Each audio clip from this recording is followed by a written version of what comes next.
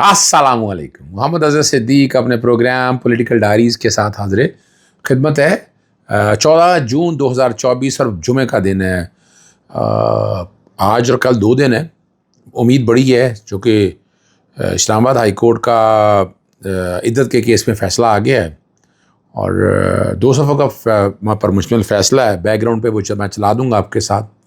और cipher case के बरियत का जो फ़ैसला चैलेंज कर दिया, लेकिन इमरान रियाज़ के हवाले से ये ज़हन में रखिएगा कि इमरान रियाज़ जो जाली सैक मुकदमा है, सरकार में मुदाखलत फेंकने वाला मुकदमा है, उस पर भी गुफ्तगू करेंगे। और कल इंशाअल्लाह अज़ीज़ इमरान रियाज़ रहा हो जाएंगे और वो आप लोगों के सामने होंगे। कल जो मकसद था उन्होंने पूरे चैलेंज पे भी गुफ्तगू करता हूँ। और इलेक्शन कमीशन ने सुप्रीम कोर्ट में जो ट्राइब्यूनल बनाने का इख्तियार है वो भी चैलेंज कर दिया है। और साइफ़र केस के हवाले से जस्टिस काजी फाइज साहब बात कर रहे थे और मैं समझता हूँ कि जस्टिस काजी फाइज साहब को ये केस सुनना नहीं चाहिए। चलते हैं अगली बातों की तरफ। सबसे पहला जो मैं काम आपके सामने मैं रखने लगा हूँ वो बड़ा ज़रूरी है वो समझने के लिए। एक तो फराह शहज़ादी के खामद आसिम जमील की हाउसिंग सोसाइटी में उनके मैनेजर मज़ाहिर बेग को पुलिस या बाकी लोग जो हैं FI वाले गिरफ़्तार करके ले गए थे। तो जस्टिस अली बाज़मी ने आज बुलाया हुआ है, मुकदमा दर्ज हो गया है और फुटेज भी आ गई है। फुटेज काफ़ी लंबी है, लेंथी है। उसमें से शॉर्ट फुटेज जो है मेरी टीम चला देगी, जिसमें अब नज़र आएगा कि मज़ाहिर बेग के घर से कौन लोग लेकर गए हैं और वो राइफलें वगैरह भी आपको नज़र आएंगी साथ कि वो कौन लोग लेकर गए हैं। अब रिकवरी का सुबह देखते हैं कि कोर्ट क्या कहती है, कोर्ट के सामने कहते हैं। दूसरा जो बड़ा अहम मामला है हद के इज़्ज़त के हवाले से कानून वो चैलेंज किया हुआ है। कल जस्टिस अमजद रफ़ीक उसको सुनेंगे और इस पूरे कानून को हमने चैलेंज किया। हमने कुछ चंद सेक्शंस की बात हम नहीं कर रहे हैं, हम तमाम सेक्शंस की वायरीज़ की बात कर रहे हैं और डॉक्ट्राइन ऑफ सेवरेबिलिटी के प्रिंसिपल के ऊपर कि सारे का सारा सेट असाइड किया जाए।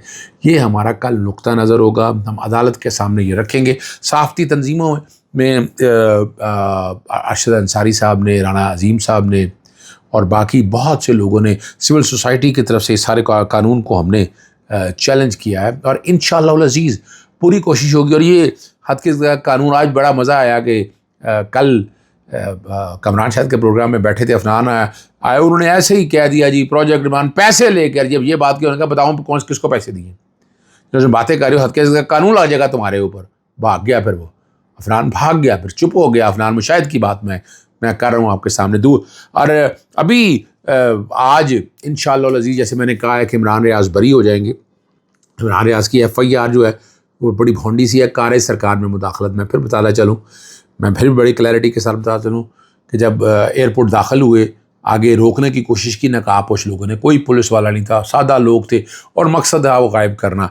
एक तो उन्होंने प्रोजेक्ट जो उन्होंने अचीव कर लिया कि इमरान रियाज़ को मुल्क से बाहर नहीं जाने दिया। मुस्लिम लीग नून की अपनी हुकूमत ने ये सारा कसूर इसका है और अब तो ट्रैवल भी नहीं कर सकते, लेकिन इमरान रियाज़ को बाहर ज़रूर जाना चाहिए। मेरी रजिस्ट्रेशन होगी जो भी है, अब जो कितने पर्चे दर्ज करने हैं वो कर लिए हैं। अब वहाँ अगर रोका है तो वहाँ रुकना नहीं बनता ना, किस बात पे रुकना है? चौकी आपकी हुई है, कोई है आपका इस हवाले से क्या है? और अगर वो गिरफ्तार ही करना था, क्या आपको नहीं पता था इमरान रियाज़ यहाँ लाहौर के अंदर है? पर्चा तो काफ़ी देर का दर्ज हुआ था, आपने उसी दिन क्यों दर्ज किया? ये बदनीयती है ना। और कार सरकार में मुदाखलत कहाँ हुई? आपके सामने वीडियो फुटेज सारी चल चुकी है, बार बार दोहराना नहीं मैं चाहता। कि चेक पोस्ट के करीब आके गाड़ी रुकी, वहीं जब पुलिस वाले आए तो हवाले कर दिया गया इमरान रियाज़ को। वो जिस तरह लेकर गए, फ़ोन खींचे, फ़ोन छीने, जो तशद्दुद किया, जो गाड़ियाँ तोड़ियाँ, जो उन्होंने हमले किए, यानी ये किस कानून में लिखा है कि आप इस तरह कर सकते हैं? इस पर मुकदमा दर्ज होना चाहिए। फिर मैंने ये भी बताया था कि पुलिस कितनी है। तो कल इंशाअल्लाह अज़ीज़ उसके ये भी मुकदमा जो है ना काबिल अखराज है, साबित कर रहा होगा उन्हें कि क्या इसके अंदर ऐसी चीज़ है जिस बुनियाद पर ये उन्होंने सारा काम किया है। उम्मीद बड़ी है कि ये मुकदमा जो है कल खारिज होगा। खुशखबरी मैं आपको एडवांस दे रहा हूँ। दूसरा जो अरशद है, जो उस FIR में को उससे अगवा कर लिया गया, उसके अगवा के मुकदमे के हवाले से मामलात को आगे लेकर चलेंगे और आप देखेंगे कि जो असल चेहरे हैं वो सारे सामने आ जाएंगे, किस किस ने क्या काम किया है वो भी आपको बड़ी वजाहत के साथ सामने आ जाएगा। दिन आसान तुर जाना है, दिन रह गए थोड़े, और मैंने आपको ये भी कहा था कि ज़रदारी आने वाले दिनों में बहुत अहम होने वाले हैं। और ये बजट के बाद आप रुख देखेंगे, आप रुख देखेंगे। पहले चले इसी पे बात कर लेते हैं। तहरीक तहफ़्फ़ुज़ आईन जो सरबराह है महमूद खान अचकज़ई, उनका कहना यही है कि उनकी तहरीक फ़ौज के ख़िलाफ़ रही, बड़ी क्लैरिटी के साथ। इस तहरीक का मकसद सिर्फ आइन की बालादस्ती है। उन्होंने कहा कि वो नवाज शरीफ वासदारी के साथ मुज़ाकरात की तैयार हैं। जो आइन की बालादस्ती के एजेंडे पर नहीं आएगा वो घर से बाहर नहीं निकल सकेगा। और आपने नखरे देख लिए, नहीं ये नखरे असली हैं। पीपल्स पार्टी वाकई इनको हार्ड टाइम देने वाली आने वाले वक्त में। और जो मैंने आपके सामने प्रोजेक्शन दी हुई है कि सितंबर तक इमरान खान साहब, वैसे तो बड़ी ईद वाले वाले से मैंने आपको बता दिया था कि साइफर के ईदत के केस में 2 दिन हमारे पास हैं, सज़ा सस्पेंड हो सकती है और इमरान खान साहब बाहर आ सकते हैं, बुशरा बीबी साहब भी बाहर आ जाएंगी, आप सब लोग वो देख लेंगे। उसके बाद दूसरी जो बात है वो बड़ी अहम है कि आगे नवंबर तक मैं इस मुल्क के हालात तब्दीली की तरफ देख रहा हूँ। या तो अंदर से गवर्नमेंट चेंज होगी, मुझे कुछ चीज़ों का पता है, मैं अभी नहीं बता रहा आपको, मैं बता दूँ। शहबाज शरीफ फारग हो जाएंगे, शहबाज शरीफ निकल जाएंगे इस सिस्टम से। कौन नया चेहरा आएगा मुझे उसका पता है। और आप इमरान खान को आपको इस सारे सिस्टम के अंदर सामने देखेंगे।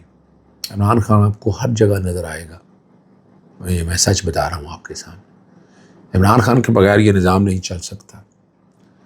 और साइफर केस के हवाले से और वो आपको पता है चैलेंज कर दिया गया है बरियत का, इमरान खान साहब के, शाह महमूद कुरैशी का। अभी शॉर्ट डिसीजन आया है, डिटेल डिसीजन अभी आया नहीं है, लेकिन चैलेंज किया जा सकता है, इस पर 2 राय नहीं है। डिटेल डिसीजन बाद में आएगा और मकसद यही है कि उस फैसले को मुअत्तल कराया जा सके ताकि इमरान खान जो है, और यहाँ जस्टिस काजी फाइसा को ये केस ही सुनना चाहिए। उन्होंने खुद कहा कि साइफर का केस के बारे में अपील आने वाली है, तो वो अपील आ गई है और सोशल मीडिया पर बहुत सी बातें हो रही हैं। जस्टिस काजी फाइसा को अब चाहिए कि इमरान खान के केसेस में, चाहे वो अब भले का इंतखाबी निशान तो ले लिया गया है, इसीलिए उन्हें रिज़र्व सीटों के हवाले से मैं बार बार कह चुका हूँ, वो नहीं देखना चाहिए। बड़ी ईद के बाद जो है ना, वो आखिरी पावर प्ले तो होना है। इमरान खान साइफर बरियत का आत्मी फैसला उन्हें अपने पास नहीं, फौजदारी कि उन्हें अपने पास नहीं लेकर चाहिए। अपील जिन्होंने सुननी है, जो बेंच बने हुए हैं, वो बेंच देखें उसको। और अगला जो मामला जो सामने आना है वो 8 फरवरी इलेक्शन तनाज़ात के हवाले से इलेक्शन ट्राइब्यूनल ने भी ये लाहौर हाई कोर्ट के सिंगल जज का फैसला चैलेंज किया है। लाहौर हाई कोर्ट का सिंगल जज का फैसला जो है वो सुप्रीम कोर्ट के सामने है।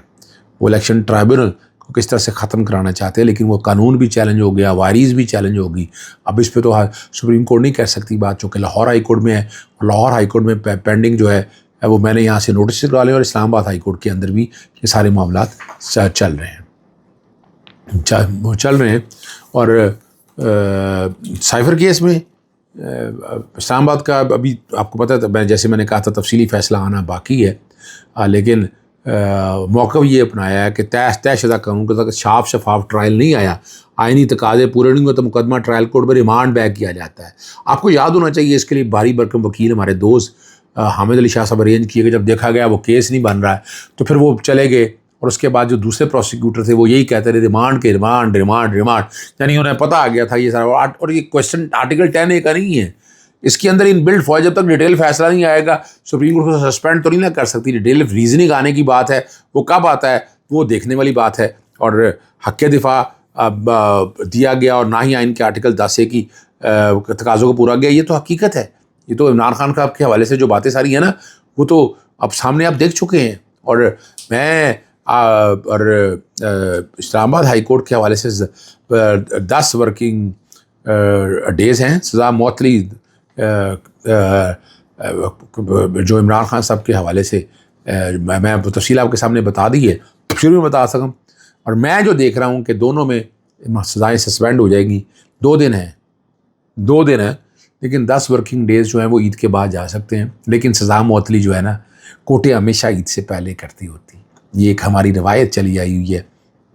और जो फ़ैसला था वो फ़ैसले में मैंने आपके सामने सारी तफसीलात एक एक सामने रख दी हैं।